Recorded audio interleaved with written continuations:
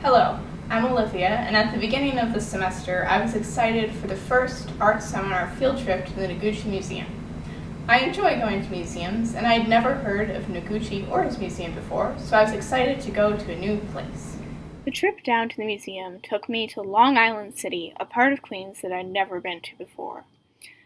When I was walking over to the museum, I came to an intersection of 31st Street and 31st Avenue, and I thought that for sure I was lost.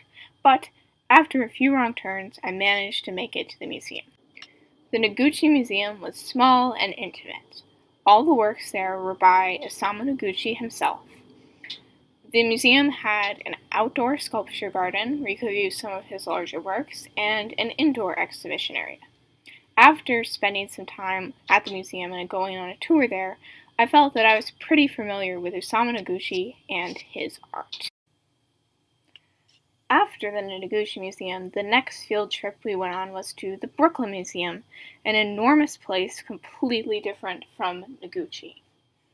There was so much art displayed at the Brooklyn Museum that it was impossible to absorb it all. While the Noguchi Museum was small and intimate, the Brooklyn Museum was quite intimidating. Sebastian, Michael, and I were looking at the artwork on the top floor of the Brooklyn Museum when Sebastian came over to us and told us that he'd found a statue by Isamu Noguchi there. Sure enough, there was a sculpture titled My Uncle by Isamu Noguchi.